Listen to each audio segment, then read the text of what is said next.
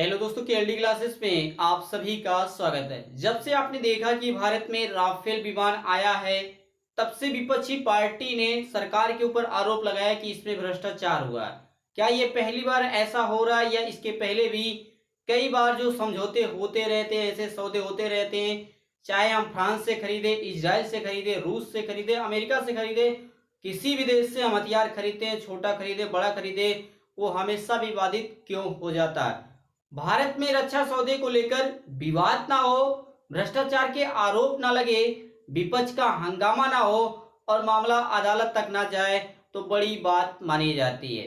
शुरू से ही देखा जाएगा, पिछले 70 सालों में अगर देखा जाए तो कितनी बार ऐसे हथियारों को लेकर, देश की सुरक्षा को लेकर जो समझौते किए जाते हैं, उस पर कितनी बार आरोप लग चुके हैं। इसी बुधवार को राफेल फाइटर प्लेन जब भारत की सरजमी पर लैंड हुआ तो कांग्रेस पार्टी के नेता राहुल गांधी ने सवाल किया, क्या सरकार इन सवालों के जवाब देगी? अगर आपके पास जवाब होगा तो आप इन प्रश्नों के जवाब दे सकते हैं। हर वो व्यक्ति जो भारत का रहने वाला है, जो भी रक्षा के बारे में, देश की सुरक्षा के बारे में थोड़ा बहुत भी जानकारी रखता होगा, वो राहुल गांधी के इन तीनों प्रश्नों के जवाब आसानी से दे सकता है। जैसा राहुल गांधी जी ने अपने कमेंट के माध्यम से इन तीन प्रश्नों को पूछा, तो सबसे पहले एक एक करके इनके प्रश्नों को जाना जाए।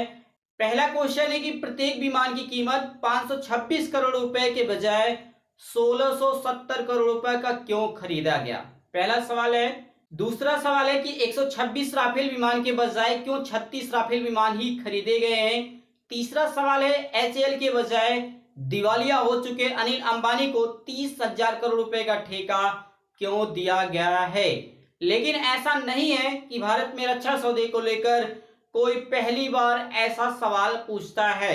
जैसे कांग्रेस के शासनकाल में कोई समझौता होता है तो जो विपक्ष में होता है, जैसे बीजेपी पार्टी विपक्ष में होती है तो वो सवाल करती है, और आज जब बीजेपी सत्ता में है तो कांग्रेस सवाल पूछ रही है।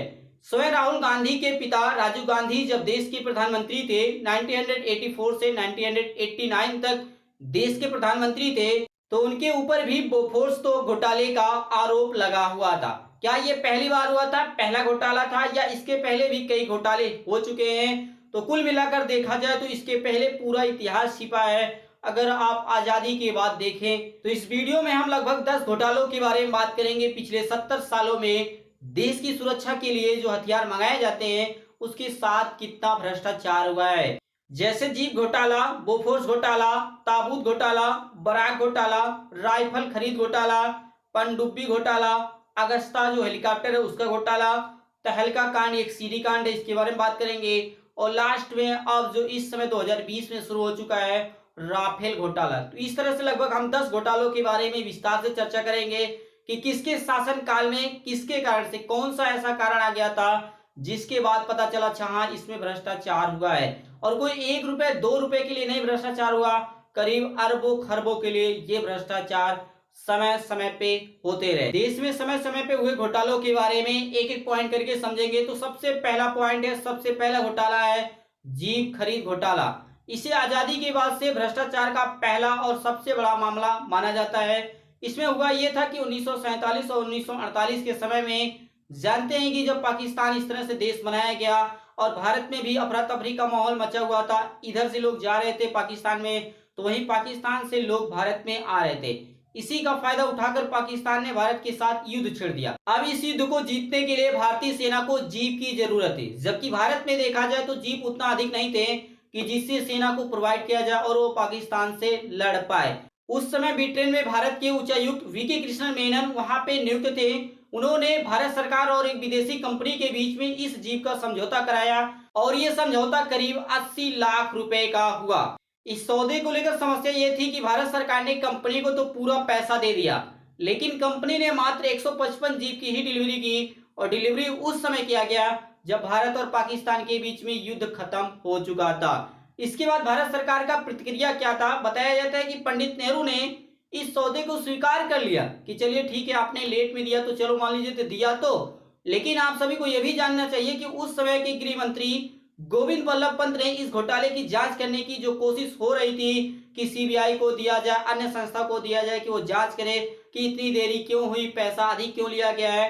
आप अगर जाने तो 80 लाख रुपए की कीमत आज से 70 साल पहले करीब हजारों करोड़ रुपए कीमत रही होगी, लेकिन फिर भी उस समय इसकी जांच नहीं कराई गई। इसलिए माना जाता है कि वो आजादी के बाद से सबसे बड़ा और सबसे पहला घोटाला जीप खरीद घोटाला था। तो चलिए हम दूसरे पॉइंट पे पढ़ते हैं। दूसरा पॉइंट है बोफोर्स मामला घोटाला। इसमें क्या हुआ था, इसके कारण से 1980 और 1990 के दशक में गांधी परिवार को, खासकर पीएम राजीव गांधी को सबसे बड़ा झटका लगा था। इसी के कारण से वो प्रधानमंत्री के पद का जो चुनाव होता है, लोकसभा का चुनाव होता है, उसमें पूरी तरह से कांग्रेस पार्टी को हार का सामना देखना पड़ा था। वर्ष 1986 में भारत ने स्वीडन से लगभग 400 बोफोर्स तोप खरीदने का सौदा किया था, जिसकी कीमत 1 अरब 30 करोड़ डॉलर बताई जाती है। बाद में द हिंदू न्यूज़पेपर ने अपने एक रिपोर्ट में बताया कि इस पूरे सौदे में 64 करोड़ रुपए की रिश्वत दी गई है। विवाद इतना बढ़ा कि 1989 में कांग्रेस की सरकार ने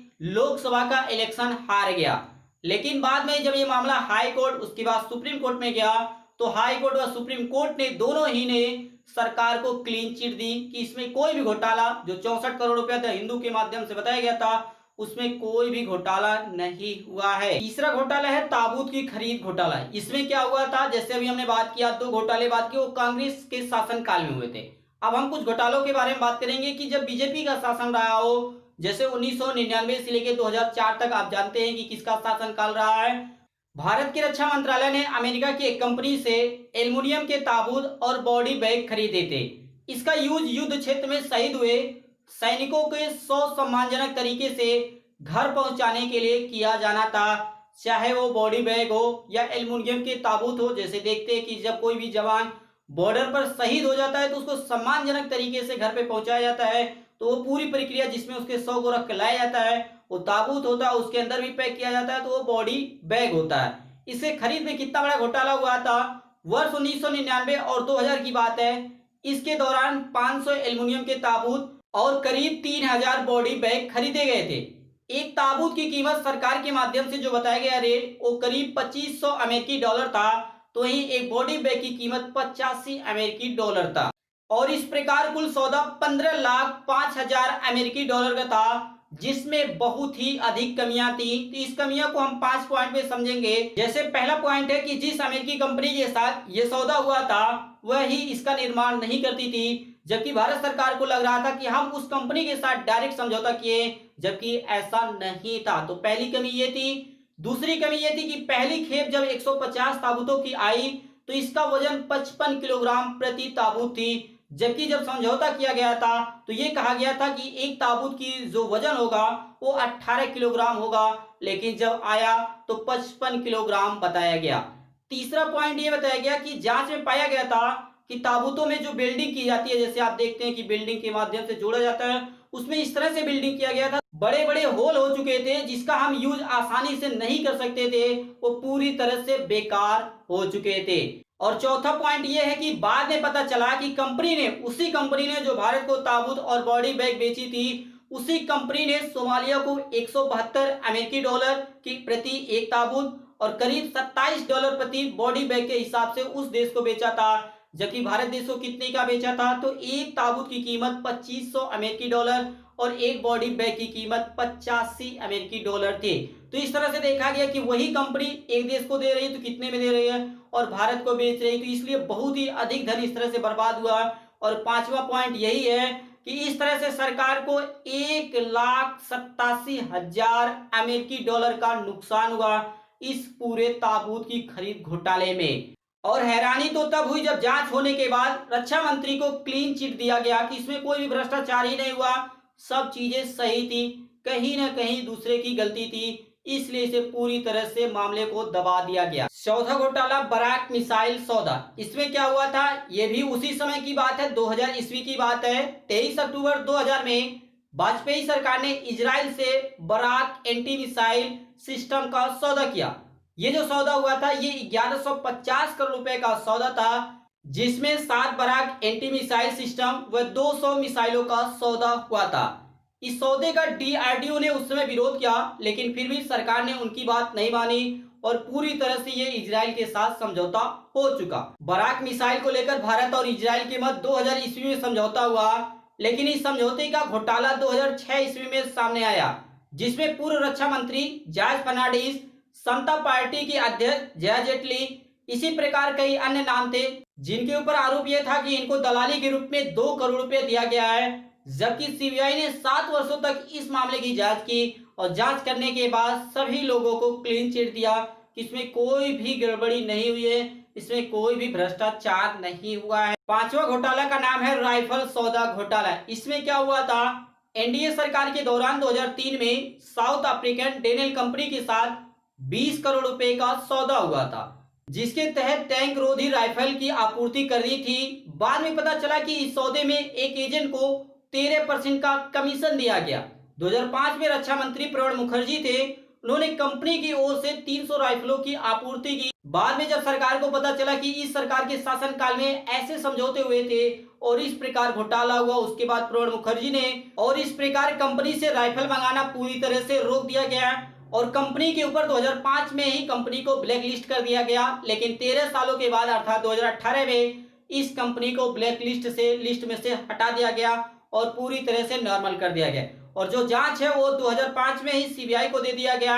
बाद में जब सीबीआई ने जांच किया तो सभी को क्लीन चिट दिया कि ऐसा कुछ हुआ ही नहीं था, जो घोटाला इस तरह से आरोप लग रहा था। नेक्स्ट पॉइंट है स्कॉर्पियन पनडुब्बी मामला। इसमें क्या हुआ था, इसमें बताया गया है बीजेपी सरकार के अनुसार यह यूपीए सरकार या कांग्रेस सरकार का सबसे बड़ा घोटाला है, क्योंकि यह फ्रांस देश के साथ 188 अरब रुपए का यह समझौता किया गया था और इस सौदे को लेकर बीजेपी सरकार कांग्रेस के ऊपर आरोप लगा रही थी। इस पूरे सौदे में 4% का कमीशन दिया गया है और इस पूरे मामले में पूर्व कांग्रेस सांसद के बेटे अभिषेक वर्मा का नाम आ रहा था, जिनके ऊपर आरोप लग रहा था कि इनको इसके माध्यम से 500 से 700 करोड़ रुपए की दलाली के रूप में मिला हुआ है। जबकि कांग्रेस सरकार ये कह रही थी कि समझौता तो 2002 में हो चुका था, बीजेपी शासनकाल में हो चुका था और हमने ये जो रेट किया गया था उसमें जो तय किया गया था कि 188 अरब उससे हमने कम करा है और ऊपर से ही बीजेपी सरकार हमारे ऊपर आरोप लगा रही थी। आप सभी को यह भी जानना चाहिए कि सीबीआई जांच के बाद 2015 में सभी को क्लीन चिट दिया गया कि इस स्कॉर्पियन पनडुब्बी मामले में कोई भी भ्रष्टाचार, कोई भी घोटाला हुआ ही नहीं है। बढ़ते हैं 7वें घोटाले पे। 7वें घोटाले का नाम है अगस्ता हेलीकॉप्टर घोटाला। इसमें क्या हुआ था, भारतीय रक्षा मंत्रालय ने फिनमैकानिका एक कंपनी का नाम है, कंपनी से 2010 में करीब 3600 करोड़ रुपए में 12 अति सुरक्षित हेलीकॉप्टर की खरीद की थी। इस समझौते के बाद 2011 में यूरोप ने 2 बिचौलियों को गिरफ्तार किया, जिसके माध्यम से यह समझौता हुआ था। जांच शुरू होने के बाद कंपनी के सीईओ को गिरफ्तार किया गया और इसमें भी अन्य घोटालों की तरह इसमें भी कमीशन की बात सामने आई। इस मामले की जांच सीबीआई आज भी कर रही है, जबकि मामला कब का है, 2010 का है। नेक्स्ट पॉइंट है 8 नंबर का। इसे हम तहलका कांड के नाम से जानते हैं, क्योंकि ये तहलका वेबसाइट है, आप इसे जाकर चेक कर सकते हैं गूगल पर। हुआ यह था कि भारत की एक वेबसाइट तहलका.com ने 13 मार्च 2001 को एक वीडियो सीडी जारी किया गया था, जो लाइव टेलीकास्ट चलाया गया था।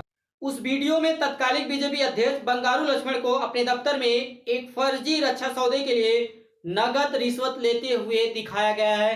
आप उसे यूट्यूब पर भी जाकर चेक कर सकते हैं। वो कौन सा वीडियो आपको यहाँ पे इसलिए नहीं दिखाया जा रहा क्योंकि वीडियो की क्वालिटी बहुत ही लो है। ऐसे में अगर वीडियो को वहां से निकाल कर यहाँ पे दिखाया जाएगा तो वीडियो की क्वालिटी और अधिक कम हो जाएगी, जिसके कारण से आपको स्पष्ट समझ में नहीं आएगा। इसलिए आप उसे जाकर गूगल पर भी सर्च कर ले या उसे जाकर यूट्यूब पर भी देख सकते हैं। इसके बाद वाजपेयी सरकार ने जांच के आदेश दिए और 2006 में बंगारू लक्ष्मण को 6 वर्ष की सजा सुनाई गई। इसी केस में 20 वर्ष बाद 30 जुलाई को, अभी जो 30 जुलाई बीता है, 30 जुलाई 2020 को सीबीआई की विशेष अदालत ने समता पार्टी की पूर्व अध्यक्ष जया जेटली, पूर्व सहयोगी गोपाल परचेलवाल व रिटायर्ड मेजर जनरल एसपी मुगरई को 4-4 साल की सजा सुनाई है। इसके बाद नेक्स्ट पॉइंट है टाटा ट्रक खरीद घोटाला। इसमें क्या हुआ था, पूर्व सेना प्रमुख जनरल बीके सिंह ने 2012 में आरोप लगाया था कि उन्हें 600 टाटा ट्रक खरीदने के लिए मंजूरी देने के लिए उनको 14 करोड़ रुपए की रिश्वत दी गई, लेकिन वो इस रिश्वत को लेने से मना कर दिया। इसके साथ ही वीके सिंह ने यह भी आरोप लगाया कि टाटा कंपनी के जो ट्रक हैं वो सेना के लिए उपयोगी नहीं है, वो पूरी तरह से खराब दर्जे के हैं, इसलिए इसे सेना के लिए नहीं खरीदना चाहिए और इसमें जो घोटाला है उसकी सीबीआई जांच होनी चाहिए। और इस प्रकार सीबीआई की जांच में कंपनी के जो सीईओ हैं रवि ऋषि, उनसे कई बार पूछताछ की गई इस ट्रक के बारे में, इस सौदे के बारे में।